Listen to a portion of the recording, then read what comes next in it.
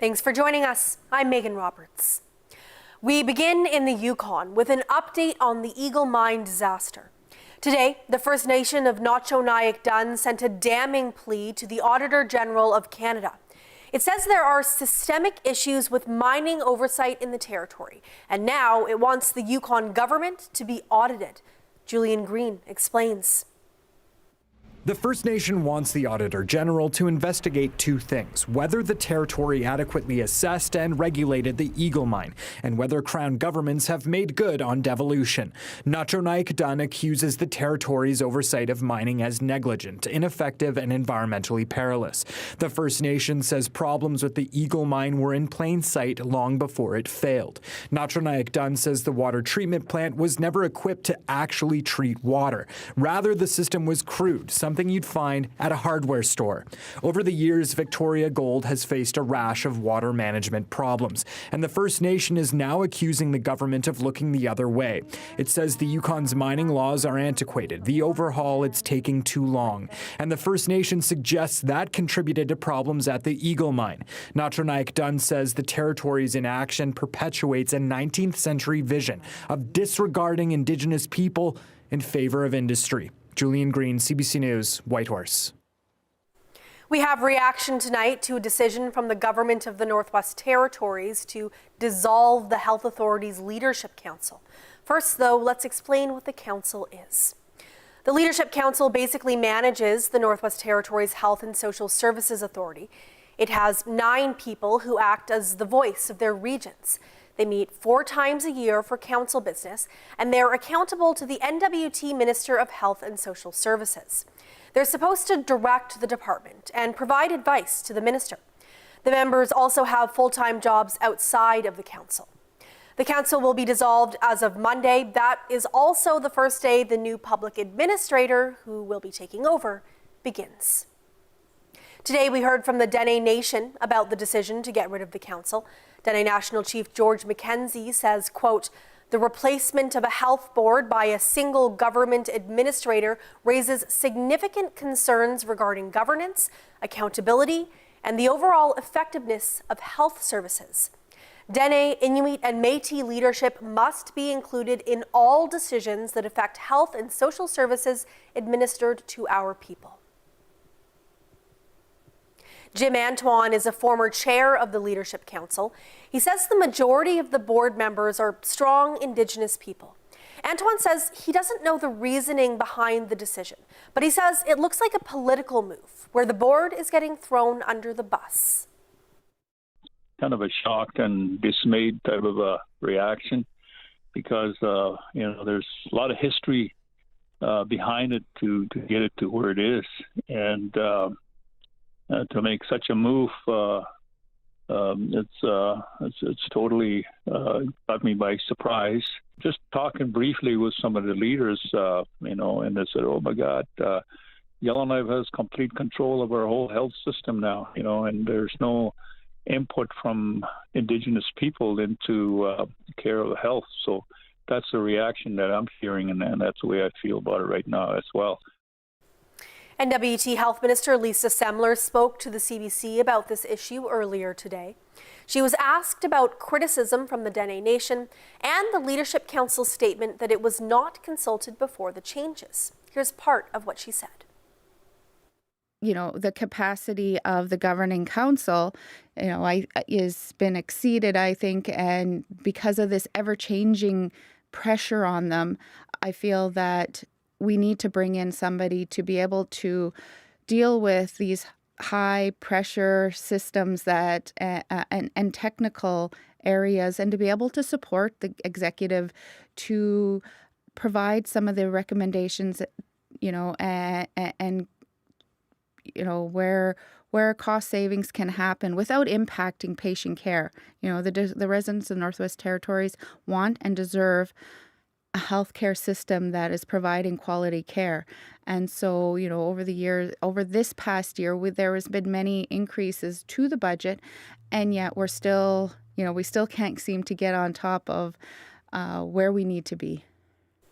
That was NWT Health Minister Lisa Semler responding to some of the criticism leveled at the GNWT's decision to dissolve the Health Authority's Leadership Board.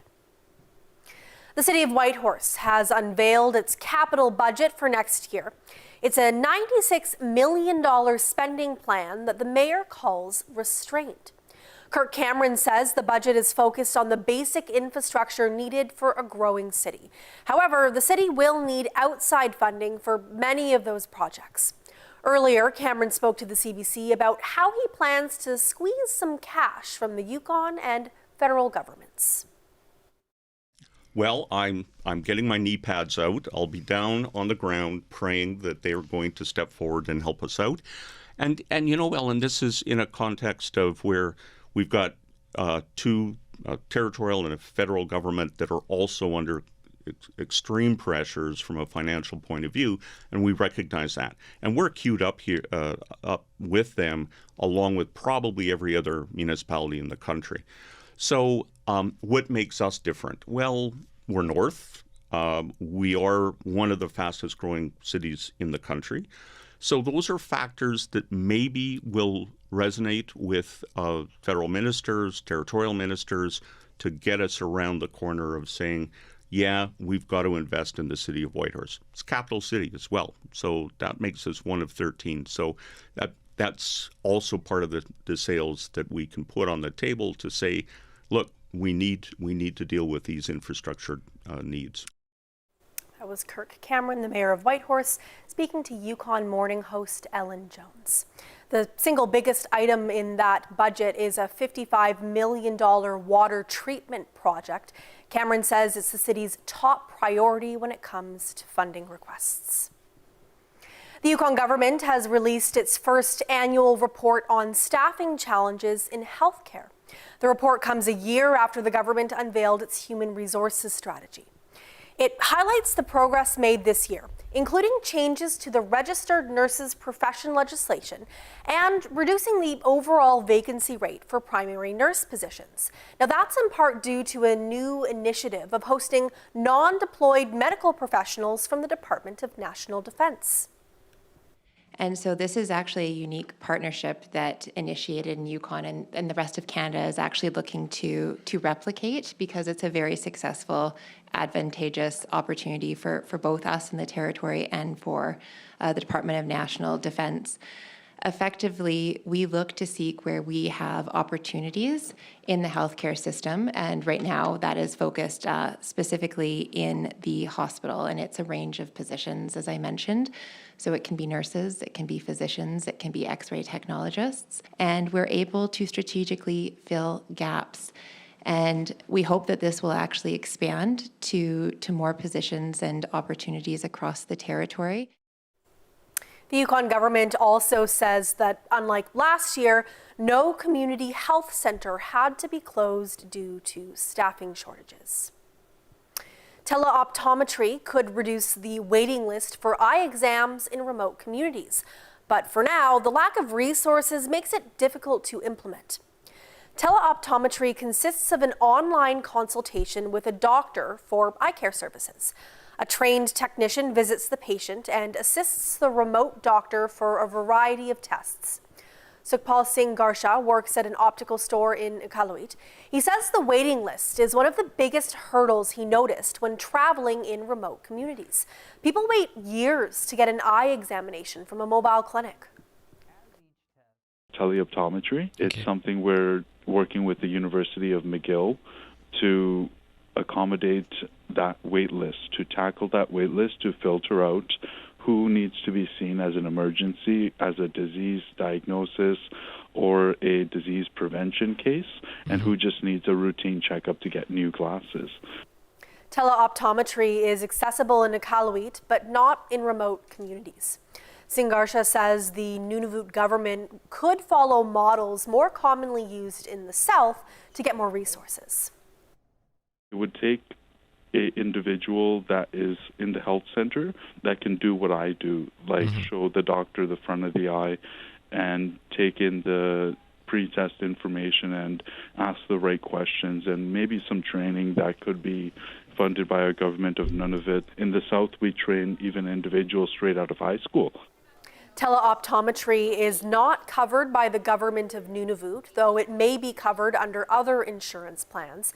That, though, can leave vulnerable people with less access to eye care services. And a Iqaluit City Councillor is taking leave in order to get treatment for alcohol use. City Councillor Sam Tilley made a statement about it at a council meeting yesterday. Tilley says he plans on getting treatment early next year.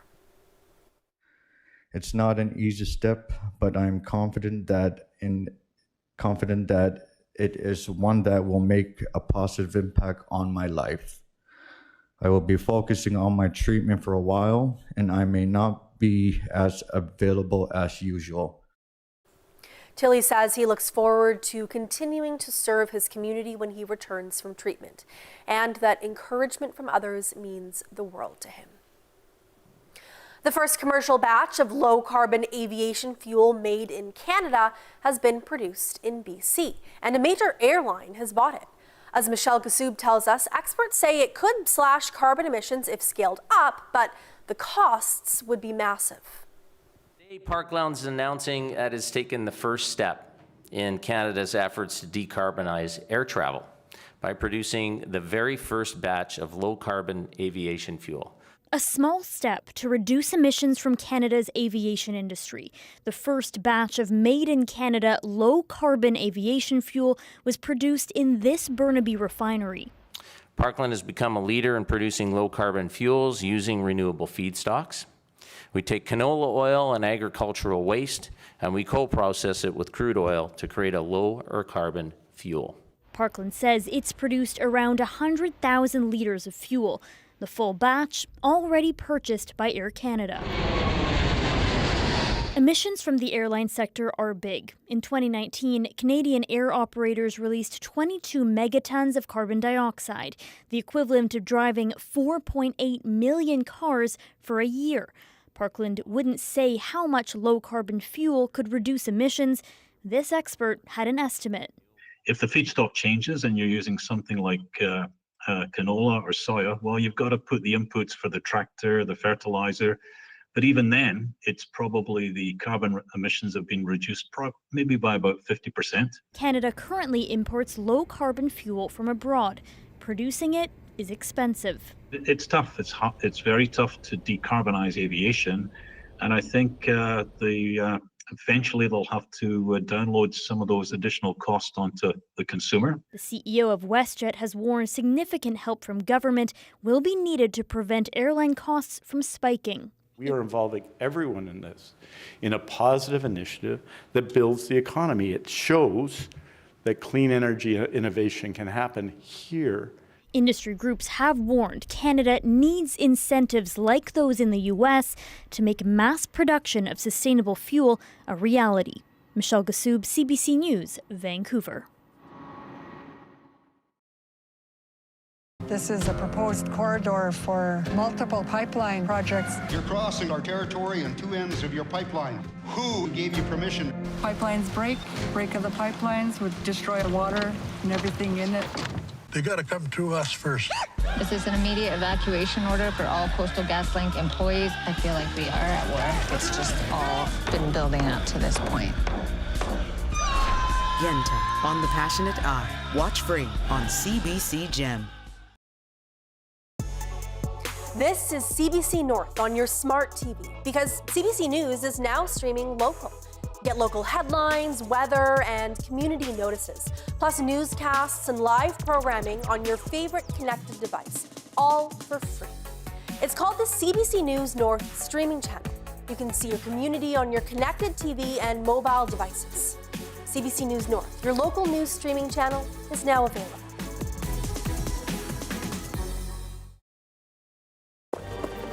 They reported a shipment of cocaine stolen 2 weeks ago.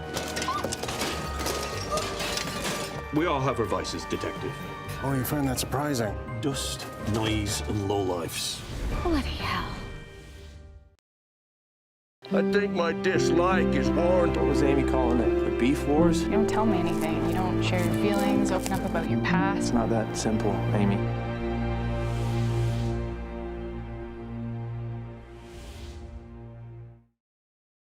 If the car comes with the deal, I'm in. Cheers, Dragons!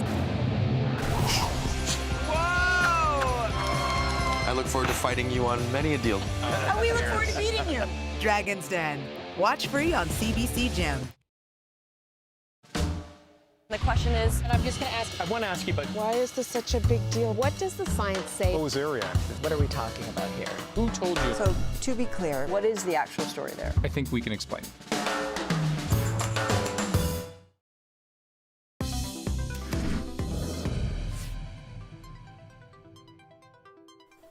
A boil water advisory in Igloolik, Nunavut was lifted today after nearly 5 months. Residents were put on a precautionary boil water advisory on July 22nd. A news release said there was high turbidity or cloudiness in the water at the time. In 2024, 11 of Nunavut's 25 communities were advised to boil their water at least once. Liard First Nation will vote on a motion to force Chief Stephen Charlie to step down. The announcement comes after months of tensions within the Yukon First Nation. In October, 4 councillors and the First Nation's deputy chief signed a public letter saying they had lost confidence in Charlie's leadership. The letter alleged inaction on critical issues, inability to collaborate with council, workplace harassment, and repeated ethics violations. The vote will take place in Watson Lake on December 17th. If the vote is successful, a by-election will be held in the new year. Charlie was elected chief a year and a half ago. He did not respond to a request for comment from the CBC. The Bank of Canada has made another big cut to its key interest rate. It's the 5th consecutive cut since June, but it comes with a warning of uncertain times ahead. Peter Armstrong explains. The Bank of Canada is trying to thread a particularly slim needle. It wants to get rates lower, but it doesn't want markets to freak out. So once again, it cut 50 basis points, but it added this caveat. With the policy rate now substantially lower, we anticipate a more gradual approach to monetary policy. The question is, what does gradual really mean? Well, we've just cut by 50 basis points at the last 2 meetings. So more gradual is more gradual than that. Tiff Macklem's answer is deliberately vague because he sees what you see. Per capita GDP has fallen 6 straight quarters. The unemployment rate is rising. Economists say gradual doesn't mean the rate-cutting cycle has come to an end. Canadians are going to see even more rate cuts ahead. Canadians have been clobbered recently. Inflation drove up prices. A slowing economy is eating into economic confidence. So even if those 50 basis point cuts are behind us, economists believe rates need to come down to help navigate the stormy months and years ahead. RBC sees the Bank of Canada cutting rates down to 2% by the end of next year, believing that the economy is going to need more than just neutral, but a little extra support over that horizon. That's welcome news to variable rate mortgage holders. It probably dropped by about $250, $300 a month, so it's definitely a relief there. Roman Oshepkov saw his mortgage in Red Deer nearly double when rates took off. That extra money helps, but costs are up across the board. Fuel costs are up. Cost to food for kids and formula and diapers and all that stuff is up. So it's really not that you can buy extra stuff. And now the economy is facing new threats from incoming U.S. President Donald Trump and his proposed tariffs.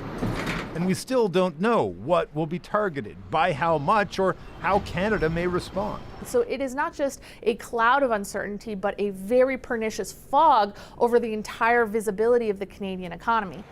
The Bank of Canada meets again on January 29th, just a week after the new U.S. president takes office. Peter Armstrong, CBC News, Toronto. This is day 27 of the Canada Post strike. Northerners have been feeling the impact. Many rely on Canada Post for essential items. That's also the case in other remote areas of the country. First Nations leaders in Manitoba are now calling for an immediate resolution to the strike. Some communities there are missing out on deliveries of critical supplies, and finding an alternative is more challenging when you're isolated. Josh Crabb has the story from Winnipeg.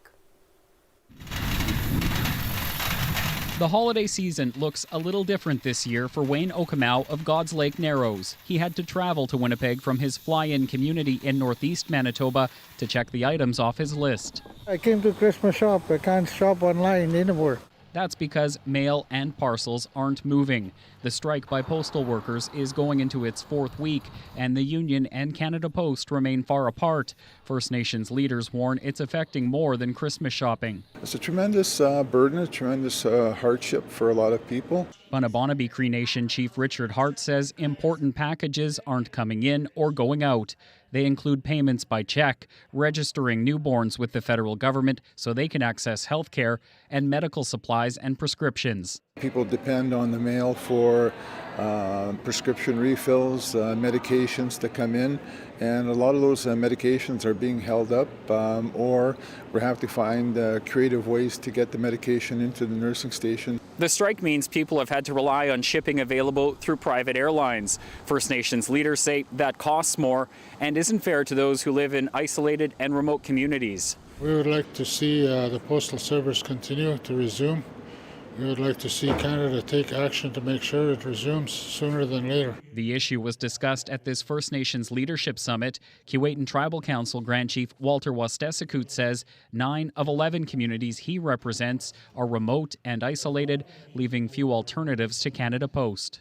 The communities in the south, they have different couriers that can deliver, pick up packages, make sure they get to their destination. We don't have that luxury in the north. The federal government is urging both sides to reach a negotiated agreement.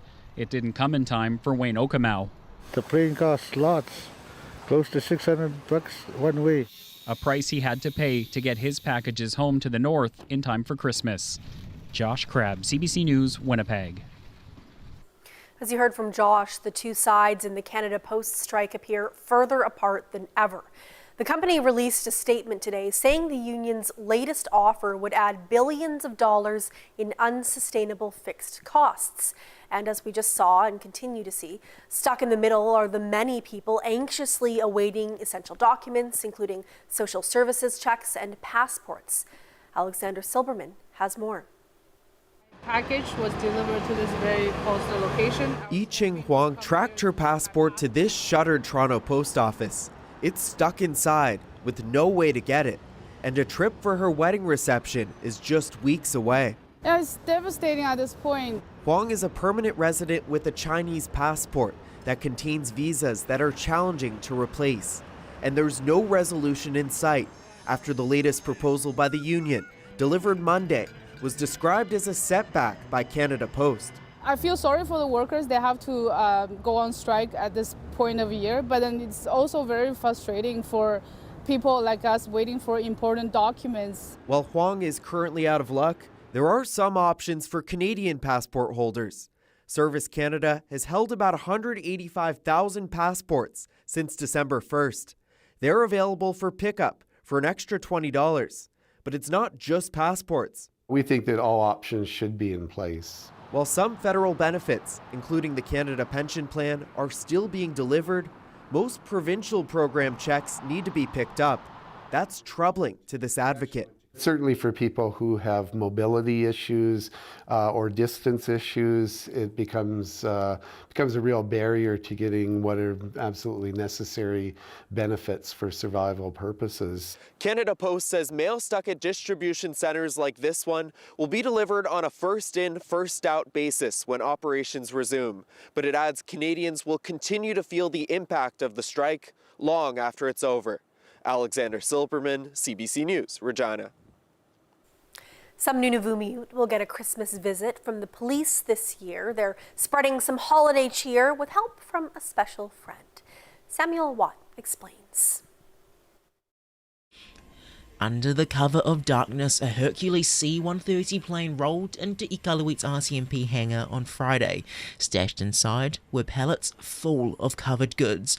The operation, the 14th Toys for the North campaign. We've got members and their spouses and their children and some of their friends that from the community. We all come together and spend the weekend sorting, wrapping. They teamed up with the Canadian Toy Association to collect the toys and the Royal Canadian Air Force to bring them to the north. This year, Coral Harbour, Clyde River, Chesterfield Inlet and Sunny Kilowak are getting the donations. This officer was previously stationed in Sunny Kilowak. In the last few years, the community's dealt with quite a lot, so I think this is going to bring a little bit of happiness over the Christmas holidays. They've put together 2,000 parcels worth of toys now, which is quite a big task, but fret not, the big man in red was on hand to help, though he was a bit coy about what he has in his sleigh. And now with all these toys wrapped up and on their way, the countdown begins for the day we can finally rip open all these presents. Samuel Watt, CBC News, Iqaluit.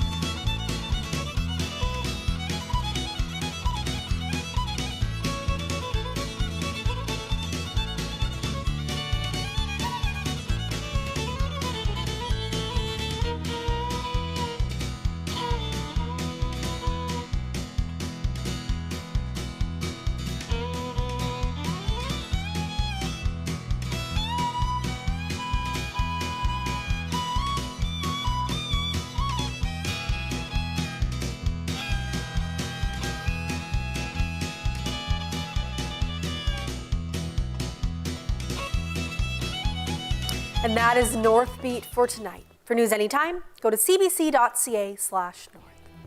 Thank you for watching. I'm Megan Roberts. Have a good night.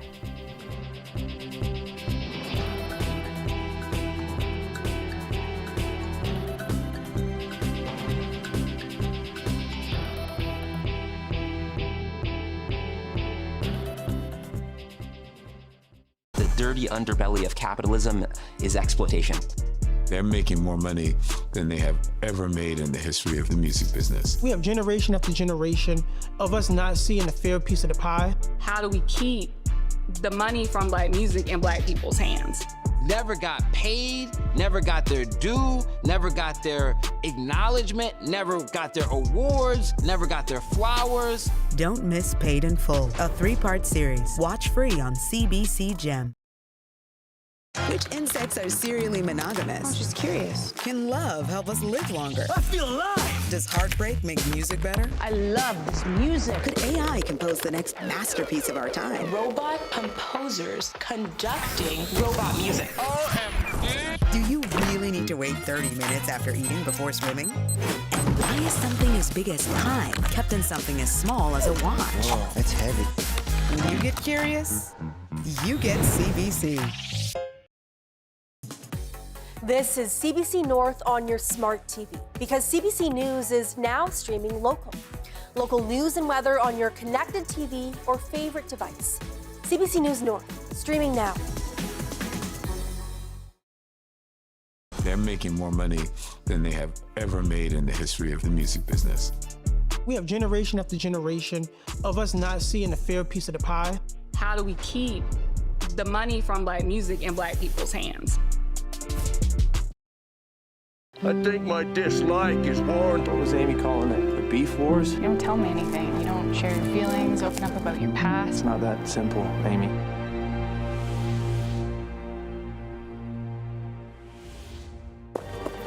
They reported a shipment of cocaine stolen 2 weeks ago.